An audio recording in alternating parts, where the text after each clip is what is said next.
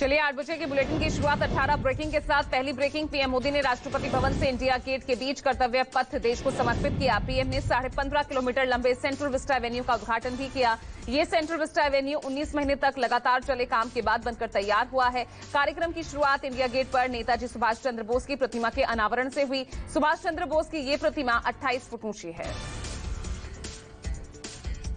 दूसरी ब्रेकिंग का रुख करते हैं। आज से आम जनता के लिए सेंट्रल विस्टा एवेन्यू खोल दिया गया है। दिल्ली मेट्रो यात्रियों को इंडिया गेट और सेंट्रल विस्टा जाने के लिए बस सेवा मुहैया कराई जाएगी। यात्रियों को भैरव रोड से बस मिलेगी। ये इलेक्ट्रिक बसें भैरव रोड से यात्रियों को पिक करके नेशनल स्टेडियम सी हेक्सागन के गेट नंबर 1 पर उतारेगी और यहां से इंडिया गेट और सेंट्रल विस्टा तक पैदल पहुंचा जा सकता है। तीसरी ब्रेकिंग इस वक्त की, ब्रिटेन में सबसे लंबे समय तक राज करने वाली महारानी एलिजाबेथ द्वितीय का बृहस्पतिवार को स्कॉटलैंड के बैलमोरल कैसल में निधन हो गया। वो 96 साल की थी। महारानी ने 70 साल तक शासन किया। बर्मिंघम पैलेस ने क्वीन एलिजाबेथ द्वितीय के निधन की घोषणा पैलेस के बाहर पोस्टर लगाकर दी।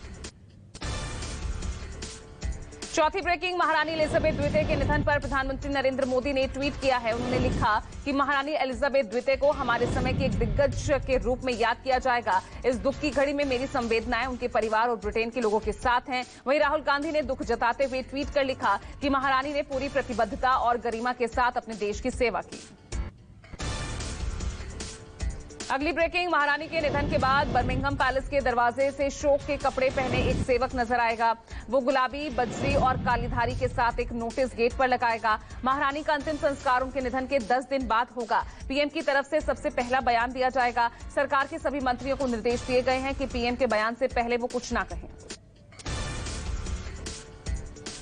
रुक करते हैं अगली ब्रेकिंग का और अब बात कांग्रेस की भारत जोड़ो यात्रा को लेकर। आपको बता दें कि इस यात्रा की शुरुआत के साथ ही आज सिख स्कूल सुचिंद्रम में राहुल गांधी की भारत जोड़ो यात्रा का कार्यक्रम होगा। दोपहर 2:30 बजे राहुल गांधी तमिलनाडु की महिला कार्यकर्ताओं से बातचीत करेंगे। इसके बाद वो जवाहर बाल मंच पेंट जंग प्रतियोगिता के विजेताओं को पुरस्कार वितरण करेंगे। अगली ब्रेकिंग, दिल्ली के डिप्टी सीएम मनीष सिसोदिया और सीएम भगवंत मान आज हिमाचल प्रदेश के मंडी दौरे पर रहेंगे और आपकी 5वीं गारंटी को पेश करेंगे। आप नेता दोपहर 1 बजे मंडी में संस्कृति सदन हॉल में सभा को संबोधित करेंगे। दरअसल हिमाचल प्रदेश में विधानसभा का चुनाव इसी साल के अंत में होना है, जिसकी तैयारी में बीजेपी, कांग्रेस के साथ साथ आम आदमी पार्टी जुटी हुई है। अगली ब्रेकिंग दिल्ली से, दिल्ली के मुख्यमंत्री अरविंद केजरीवाल और उपराज्यपाल विनय कुमार सक्सेना की आज मीटिंग होगी। ये मीटिंग शाम 4 बजे प्रस्तावित है। केजरीवाल सरकार और एलजी के बीच चल रहे सियासी घमासान के बीच ये मीटिंग होगी, जिस पर सभी की निगाहें हैं। दरअसल पिछले कुछ हफ्तों से ये वीकली मीटिंग नहीं हो पाई और अब सियासी लड़ाई बढ़ने के बाद आज की ये मीटिंग काफी अहम मानी जा रही है। रुक करते हैं 8वीं ब्रेकिंग का। आज दिल्ली प्रदेश बीजेपी अध्यक्ष आदेश गुप्ता के नेतृत्व में केजरीवाल सरकार के 7 मंत्रियों के घर के बाहर दिल्ली बीजेपी प्रचंड विरोध प्रदर्शन करेगी। इस दौरान बीजेपी आप सरकार के कई मंत्रियों का पुतला दहन करेगी। दरअसल राजधानी दिल्ली में आप सरकार के खिलाफ बीजेपी ने मोर्चा खोला हुआ है। और अगली ब्रेकिंग, जापान की राजधानी टोक्यो में रक्षा मंत्री राजनाथ सिंह और विदेश मंत्री एस जयशंकर ने जापान के मंत्रियों के साथ 2+2 मंत्री स्तरीय वार्ता की। इस वार्ता के दौरान दोनों नेताओं ने देश की संप्रभुता और क्षेत्रीय अखंडता पर जोर दिया। आज भी दोनों नेता अपने समकक्षों के साथ 2+2 मंत्री स्तरीय वार्ता में शामिल होंगे। आपको बता दें कि अपनी भारत यात्रा के दौरान नई दिल्ली में हुए सम्मेलन में जापान के पीएम किशिदा ने 3.2 लाख करोड़ रुपए का निवेश करने का लक्ष्य घोषित किया था। रुक करते हैं अगली ब्रेकिंग का। मुख्यमंत्री भूपेश बघेल राज्य में 2 नए जिलों का शुभारंभ करने जा रहे हैं। आज से 32वां जिला मनेन्द्रगढ़, चिरमिरी, भरतपुर और सक्ती 33वां जिला के रूप में अस्तित्व में आएगा। इस तरह प्रदेश में जिलों की संख्या बढ़कर 33 हो जाएगी। नवगठित जिलों में मुख्यमंत्री बघेल आज कलेक्टर और एसपी ऑफिस का उद्घाटन करेंगे, साथ ही एक रोड शो भी करेंगे।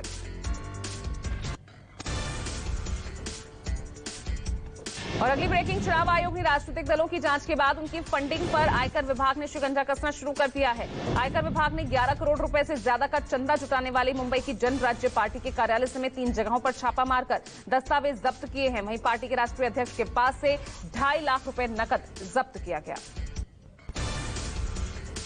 और रुक करते हैं 13वीं ब्रेकिंग का। आज बीजेपी के राष्ट्रीय अध्यक्ष जेपी नड्डा रायपुर पहुंच रहे हैं। पार्टी सूत्रों के मुताबिक जेपी नड्डा के स्वागत के लिए एयरपोर्ट पर 2000 से ज्यादा लोग जुट सकते हैं। नड्डा रायपुर में 3 दिनों तक रहेंगे और इस दौरान नड्डा प्रदेश संगठन के नेताओं, विधायकों, सांसदों के साथ बैठक करेंगे और संघ प्रमुख संघ छत्तीसगढ़ बीजेपी की रणनीति तय करेंगे। दरअसल छत्तीसगढ़ में संघ की अखिल भारतीय समन्वय समिति की बैठक शुरू हो चुकी है और ये बैठक आज भी जारी रहेगी।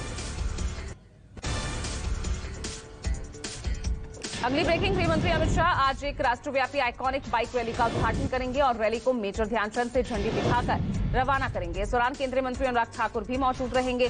फिट इंडिया भारत के कुछ बेहतरीन फिटनेस आइकॉन्स भी इस रैली में हिस्सा ले रहे हैं, जो भारत में पूरे 75 दिनों तक फिटनेस को लेकर लोगों को जागरूक करेंगे और इसके लिए फ्रीडम मोटो राइड के अलावा सांस्कृतिक कार्यक्रमों को भी आयोजित किया जाएगा।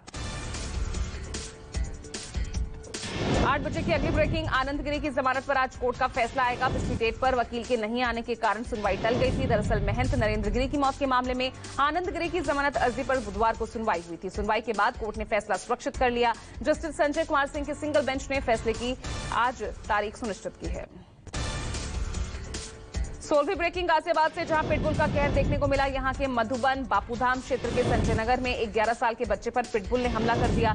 घटना बीते 3 सितंबर की बताई जा रही है, जिसका वीडियो अब सामने आया है। कुत्ते ने बच्चे को बुरी तरह जख्मी कर दिया। बच्चे पर हमले की घटना पास ही लगे सीसीटीवी में कैद हो गई। बताया जा रहा है कि बच्चे के चेहरे पर करीब 200 टांके आए हैं।